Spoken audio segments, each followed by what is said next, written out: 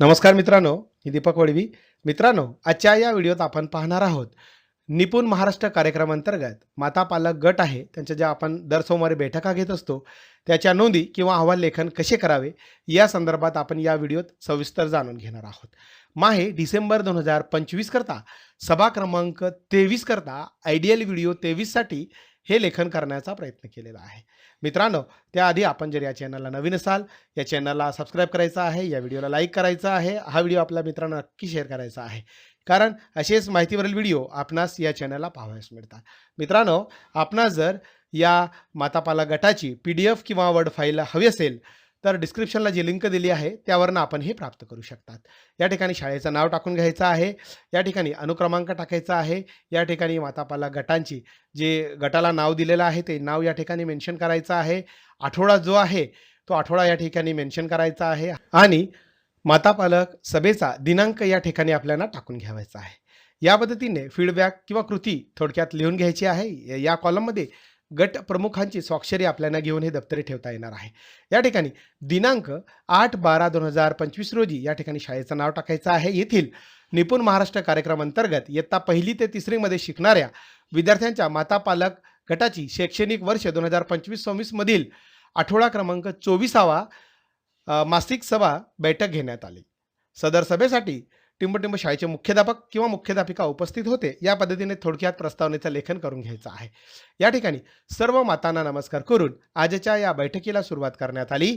आशा आहे मागील आठवड्याचा व्हिडिओ आपणास आवडला असेल. चला आजच्या कामाला सुरुवात करूया. टेबलच्या वर आणि खाली ठेवलेल्या वस्तू रंगवण्याबाबतची वर्कशीट आणि मायक्रोग्रीन कसे लावायची आणि त्याचे फायदे या व्हिडिओबद्दल आपले अनुभव विचारण्यात आले व त्यानंतर सोबत आणलेले वर्कशीट हातात धरून मातांनी फोटो काढले व प्रथमच्या प्रतिनिधींना पाठवण्यात आले. पहिली कृती आहे करून पाहूया. सर्व मातांना गोलात बसवण्यात आले.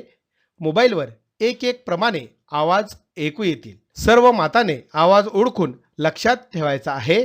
आवाज संपल्यावर प्रत्येक माता सांगेल तिने कोणकोणता आवाज ओळखला आहे. तो क्रमाने सांगणे. जी माता सर्वात जास्त बरोबर नाव प्रमाणे सांगेल ती विजेता असेल आणि मातांना ही क्रियाकृती करताना फार आनंद झाला.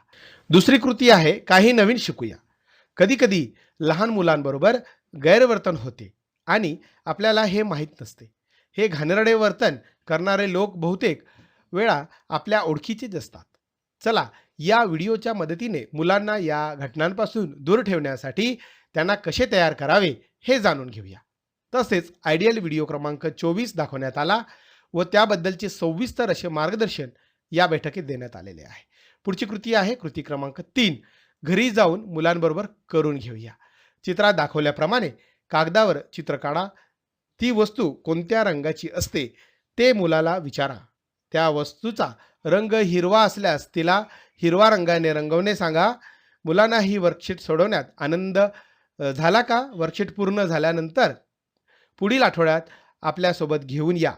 पुढील आठवड्यात हा अनुभव आमच्याबरोबर नक्की शेअर करा असे सांगून आजची सभा समाप्त करण्यात आली. या पद्धतीने आठवडा क्रमांक 24 करता लेखन करण्यात येणार आहे. धन्यवाद.